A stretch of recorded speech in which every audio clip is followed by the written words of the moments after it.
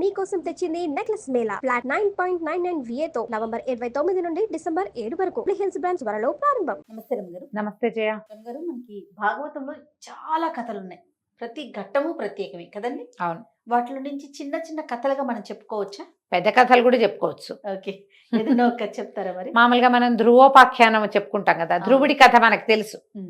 అయితే ధ్రువుడి తర్వాత ధ్రువుడి కుమారుడు ఉత్కలుడు, ఇతను చాలా విరాగిగా ఉండేవాడట. అతనికి ఏమీ రాజ్యకాంక్ష లేదు, దేని మీద ఆసక్తి లేదు. కొంచెం అతనికి మందమతిగా ఉన్నాడని భావించేవాళ్ళు క్రమంగా అతను వేదాంతిగా తెలుసుకున్నారు.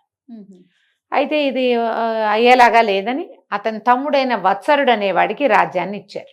ఓకే. ఆయన వంశంలో కొంతకాలం అలా గడిచింది. ఆయన వంశం ఉత్కలకి ఇంకా సంసారం లేదు, అతను వెళ్ళిపోయాడు తపస్సుకి. ఉండేవాళ్ళు కదా కొంతమంది అట్లా తపస్విలు, తపస్సు ఆయనకి. వత్సరుడి వంశంలో చాలా కాలం తర్వాత అంగుడు అని ఒక రాజుగారు జన్మించాడు. అంగరాజు అనేవారు, అంగుడు అతని పేరు. ఈయన చాలా బుద్ధిమంతుడు, చాలా గొప్ప రాజు, ఎంత బాగానో ఉండేవాడు. అయితే అంత బాగా ఉన్న రాజుగారు యజ్ఞాలేవో చేశాడు. యజ్ఞప్రసాదం ఈయన వేసింది దేవతలు స్వీకరించలేదుట. ఈయనకి అర్థం కాలేదు. దేవతలు ఆ కాలం ఏమిటి, వీళ్ళు వేస్తే వెళ్ళిపోయేది, దేవతలు తీసుకోవటల్లా. ఆయన చాలా ఫీల్ అయ్యాడు. ఎందుకు జరిగింది ఇదని అందరినీ అడిగాడు. ఋషులు మహర్షులు అందరూ, వారంతా వేసింది వెళ్ళిపోతున్నాయి, అంగరాజు గారు వేసింది వెళ్ళటల్లా. అప్పుడు ఈయన పూర్వ చరిత్రలన్నీ చూసి వాళ్ళు ఏమన్నారంటే, నాయన నువ్వు ఇప్పుడు చాలా గొప్పవాడివి, పచ్చలేని రాజు వినువు, కానీ నీ పూర్వజన్మల్లో నువ్వు ఇలాంటి వాడివి కాదు. పూర్వజన్మలో నీకు కొన్ని సమస్యలు ఉన్నాయి, అదొక కారణమైతే నీకు సంతానం లేదు, అందుకని నువ్వు చేసినటువంటి దీని యజ్ఞప్రసాదం దేవతలు స్వీకరించట్ల, కాబట్టి ఈ యజ్ఞాన్ని ఇక్కడికి ఆగని, జరుగుతున్న దాన్ని జరగని, ఇంకా నువ్వు దీంట్లో పెట్టుకోవద్దు, కుమారుడు కలగడానికి ఏదైనా ఒక యజ్ఞం చేసుకో అని చెప్పారు. ఈయన సరే ఆలోచించుకుని పుత్రకామేష్టి లాంటి ఒక యజ్ఞాన్ని చేశాడు. చాలా అత్యద్భుతంగా జరిగింది యజ్ఞం. ఈ వచ్చిన ఋషులందరూ మా అద్భుతమైన ప్రజ్ఞతోటి గోళ్ళని మంత్రాలతోటి ఈయనకి కుమారుడు కలగాలని దీవిస్తూ యజ్ఞం చేశారు. దేవతలు స్వీకరించారు మొత్తం దాన్ని. స్వీకరించిన తర్వాత ఆయనకు ఒక కుమారుడు కలిగాడు. ఎట్లా అంటే ఒక బంగారు చెయ్యొచ్చిందట, బంగారు ఆభరణాలు ధరించి ఉన్నటువంటి ఒక స్వరూపం వచ్చి అందులోంచి చేతితోటి పాయసం ఇచ్చారు. ఆయన చాలా సంతోషించి తను ప్రసాదాన్ని స్వీకరించి భార్యకి ఇచ్చాడు. తర్వాత క్రమంగా ఆవిడకి ఒక కుమారుడు కలిగాడు.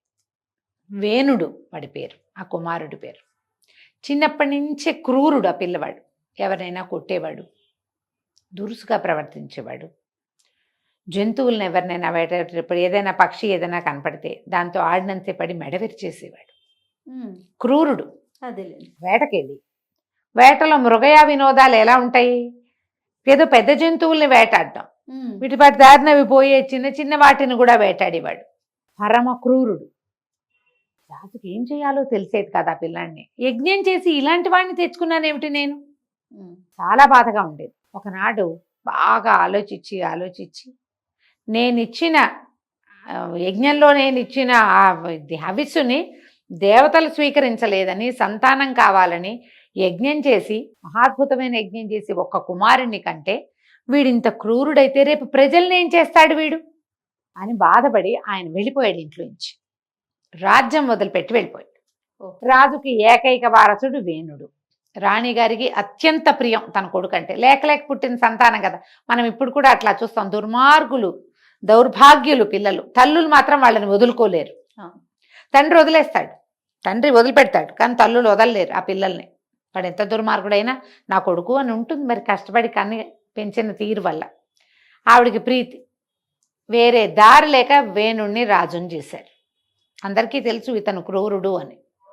క్రమంగా ఇతను యజ్ఞం యాగం అనిపించేశాడు. వాడిని ఏమన్నా పిలుస్తారంటే ఆ దేవుడికి ఎందుకు ఇస్తారు, నా కోసం చేయండి యజ్ఞం, నేను కదా రాజుని, నేను మీకు అన్నం పెట్టేవాడిని, ఈ భూమండలానికి రాజు నేను, ఇలా తిరుక్కునేవాడు. ఈ ప్రజలకి అతనంటే చాలా విసుగు పుట్టింది, కానీ ఏమీ చేయలేని ఒక స్థితి. అయితే ఋషులని అవమానించాడు. ఆ ఋషులు ఎవరు, ఇతన్ని పుట్టడానికి కారణమైన వాళ్ళు.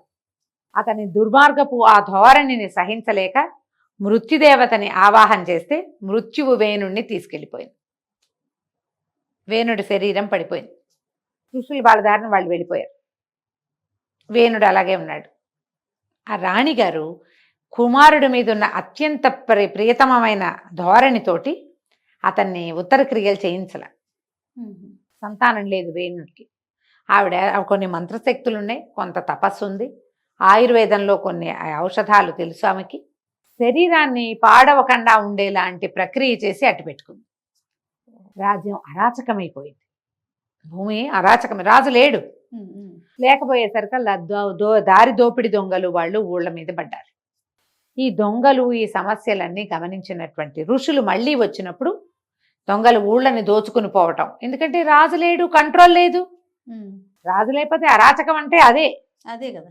అరాచకంగా ఉందంటే పైన కంట్రోల్ చేసేవాడు లేకపోతే ఇలాగే అవుతుంది. అప్పుడు ఈ ఋషులు ఏమనుకున్నారు, వేణుడి తర్వాత ఎవరికైనా రాజ్యం రావాలి, వేణుడికి సంతానం లేదు. వాళ్ళకి తెలుసు మహారాణి సునీత ఈ కుమారుడి శరీరాన్ని విడిచిపెట్టలేదు అని. వాళ్ళు అందరూ మళ్ళీ రాజ్యానికి వచ్చారు. వచ్చి మంత్రశక్తులతోటి వేణుడి శరీరాన్ని తీసి బయటపెట్టి ఆమెను ఒప్పించి, ఇతని వల్ల మళ్ళీ సంతానం అంటే కుమారులు కలిగే ఒక విధానం ఉంది, అది మేము చేస్తామన్నారు. అతను యజ్ఞప్రసాదంగా పుట్టినవాడు. తొడని చిలికారట.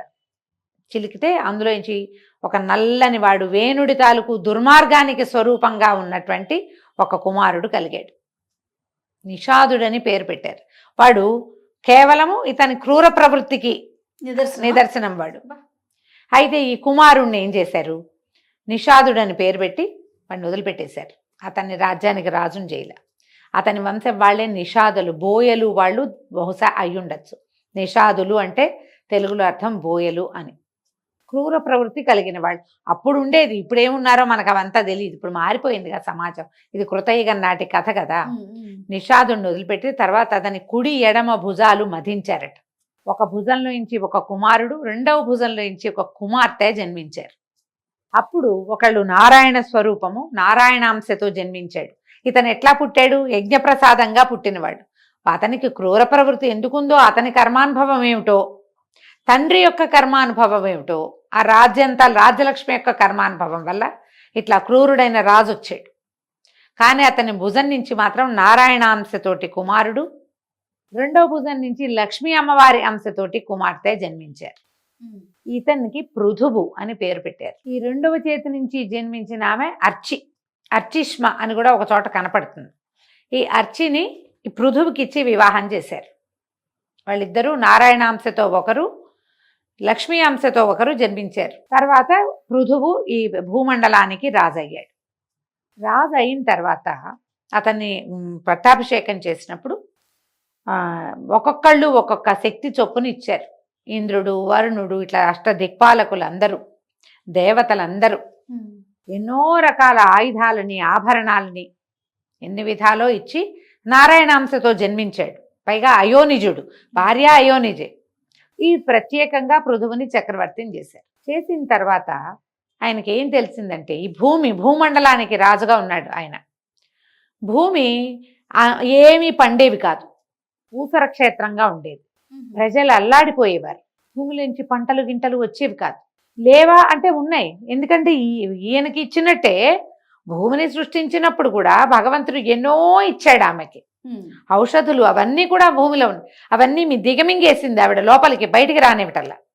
అయితే ఈయన ఈ భూమిని పట్టుకోవాలనుకున్నాడు. ఎప్పుడైతే పృథువికి ఆ రకమైన ఆలోచన వచ్చిందో, భూమి ఒక గోవుగా మారి పరిగెత్తిందట. భూమి మీదే స్వరూపం ఆమె యొక్క ఆత్మ అందులోకి ఆవుగా మారి పరుగులు పెట్టింది. ఈయనకు అందల. ఈయన ఏం చేశాడు, ఆ ఆవుని కొట్టడానికి ధనస్సు విల్లు ఎక్కుపెట్టి వెనకాల పడ్డాడు.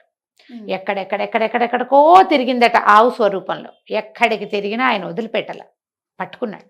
పట్టుకుని, నీకు ఇచ్చింది నువ్వు ప్రజలకి తిరిగి ఇవ్వటం లేదు, నిన్ను శిక్షించాలి నేను అంటే ప్రార్థించింది. నువ్వే కదా నారాయణుడిగా ఉండి నన్ను బురదలో నుంచి పైకి తీసుకొచ్చావు. హిరణ్యాక్షుడు నన్ను సముద్రంలోకి తొక్కేస్తే నువ్వు తీసుకొచ్చావు. ఇప్పుడు నువ్వే నన్ను కొడతావా, ఇలా ఎక్కుపెట్టి వచ్చావు నా వెనకాల, నేనేం చేయను? ఈ పరిపాలించిన వాళ్ళందరూ దుర్మార్గులు, దౌర్భాగ్యులు. ఆ హింస భరించలేక నేను అన్ని ఔషధుల్ని నాలోనే దాచుకున్నాను, నా వల్ల కాదు. నువ్వు ఇప్పుడు శిక్షిస్తానంటున్నావు కాబట్టి నీకు ఒక మార్గం చెప్తా. నేను గోరూపంలో ఉన్నాను ఇప్పుడు. నా నుంచి పాలని తీసుకోవచ్చు ఎన్ని కావాలంటే అన్ని, కానీ నాకు ఒక్క దూడ కావాలి. ఆవు నుంచి పాలు ఎప్పుడు వస్తాయి? మొదట దూడ కనపడాలి. దూడ పాత్ర రెండు ఉండాలి. దూడ ఉండాలి, పాలని తీసేందుకు సరైన పాత్ర ఉండాలి. అప్పుడు నేను ఎవరు ఏది తీసుకోవాలనుకుంటే అది నేను ఇస్తాను పాల రూపంలో. అప్పుడు ఈయన ఏం చేశాడు? పృథువు మనువుని దూడగా చేసి పాలు తీసాడు. ఆయన తనకి కావలసిన భూమండలానికి కావలసినటువంటి ఔషధులని ఇట్లా తీసుకున్నాడు.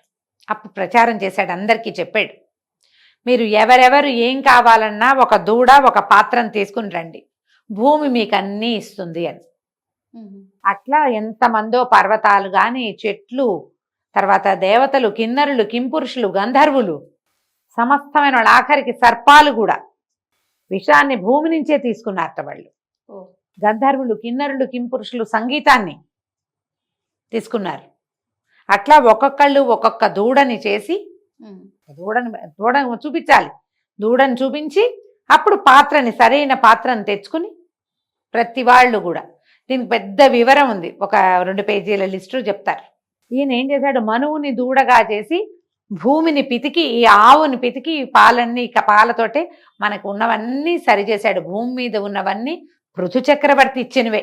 ఔషధాలు ఎన్నున్నాయి, తర్వాత ఖనిజాలు, అవన్నీ కూడా పృథు చక్రవర్తే తీసుకున్నాడు, బయటికి వెలువరిచాడనమాట. భూమి తవ్వితే నీరు పడుతుంది, తవ్వితే లోహం పడుతుంది, తవ్వితే ఖనిజం పడుతుంది, ఏదైనా చేయొచ్చు దాంతో. అట్లా ఒక్కొక్కళ్ళు ఒక్కొక్కటి చొప్పున తీసుకున్నారు. ఇట్లా ఈయన ఏం చేశాడంటే భూమిని తన పుత్రికగా భావించి ఆమెని పృథ్విని చేశాడు. ఆ పృథ్వీ పేరు పృథు చక్రవర్తి మీద నుంచే వచ్చింది. ఈయనకి కుమార్తెగా ఒక దశలో భార్యగా కూడా చూపిస్తారు. ఈయన నారాయణాంశ, భూదేవి నారాయణాంశ, నారాయణుని యొక్క భార్య కాబట్టి భార్యగానుంది, కుమార్తెగా స్వీకరించి ఆమెకి పృథివీ అని పేరు పెట్టాడు. పృథ్వీలో భూమి మీద పడిన గుట్టల్ని ఆయన ఏం చేశాడట? పర్వతాగ్రాలు, శిఖరాగ్రాలని పడగొట్టి ఆ గుంటలన్నీ చేసి, ఈ ముందున్నటువంటి పాలకుల దుర్మార్గాల వల్ల చెడిపోయిన ఈ భూమిని అన్ని విధాలా బాగు చేశాడు, సస్యశ్యామలం చేశాడు పృథు చక్రవర్తి. భూమికి పండే గుణాన్ని ఇచ్చాడు. భూమికి మనం ఏదైనా ఇస్తేనే వస్తాయి, ఏది ఇచ్చినా ఆ స్వరూపంలో రాదు, ఇంకో రూపంలో వస్తుంది. ఏదైనా ఇచ్చి తీసుకోవచ్చు. గింజ ఇచ్చాం, మొక్క వస్తుంది. గింజ బాధ పెడితే గింజ వస్తుందా? రాదు, రూపం మార్చేసుకుంటుంది. భూమి మీద పడితే దాని రూపం మారిపోతుంది. అట్లా ఆ భూమిని పితికి, ఈ పృథువు ఎక్కడి నుంచి పుట్టాడు? వేణుని భుజం అందించగా పుట్టినవాడు. తండ్రిగా చెప్పబడిన వేణుడు పరమ దుర్మార్గుడు. ఎంత ప్రత్యేకంగా కనపడతాయి. ఈ పృథు చక్రవర్తి కథ చూడు, ఎంత బాగుంది. ఒక రాజైన వాడు మన ప్రజల కోసం ఎంత చెయ్యొచ్చు, ఏం చెయ్యొచ్చు, ఎంత చెయ్యొచ్చు, ఎంత చెయ్యాలి, దానిని నిరూపించిన వాడు పృథు చక్రవర్తి. ఆయనకి పెంపకం ఏముంది? తండ్రి సరైన వాడు కానే కాదు. దీనికి పూర్వగాథ ఇంకోటి ఏం చెప్తారంటే, సునీత ఉంది కదా, సునీతి అంటారు. ఈ వేణుడి తల్లి, ఆవిడ మూర్ఖుడైన కుమారుణ్ణి కనమని శాపం పొంది, అంగరాజుకి కూడా మూర్ఖ కుమారుడే కలుగుతాడని తెలుసుకుని, సరైన వాడు ఒక సంతానమే లేదు ఆయనకని వెళ్ళి అంగరాజును పెళ్లి చేసుకుంది. ఆయన ఏం చేశాడు? యజ్ఞం చేసి కుమారుణ్ణి కన్నాడు. ఆవిడ కుమారుల నుంచి తప్పించుకుందాం అనుకుంది, యజ్ఞం చేశాడు కుమారుల కోసం. ముందు పిల్లలు లేరు కదా, ఈ పిల్లవాడు పుట్టాడు, ఈ వేణుడు. ఆమె శాపము ఆయన కర్మానుభవము కలిసి వేణుడయ్యాడు, రెండు కలిసి వేణుడయ్యాడు. కానీ వేణుడి వల్ల ప్రపంచానికి పృథు చక్రవర్తి లభించాడు. పృథ అని పేరు పెట్టుకుంటారు చాలా మంది. ఆ పృథ, కుంతీదేవిని పృథ అని పేరుంది ఆవిడికి. కుంతి ఒరిజినల్ పేరు పృథే. అయితే ఈ కుంతి భోజుడు పెంచాడు కాబట్టి ఆవిడ్ని కుంతి కుమారిగా పేరు వచ్చింది, కానీ అసలు పేరు పృథ. ఈ పృథ్వీ మీద పృథువు మీద నుంచి వచ్చిందేనమాట. చాలా బాగుంది కదా. ఇట్లాంటివి ఎన్ని కథలు ఉన్నాయో మనకి దీంట్లో భాగవతంలో. మనకి తెలిసిన దశావతార గాథలు ఎట్లాగో ఉంటాయి.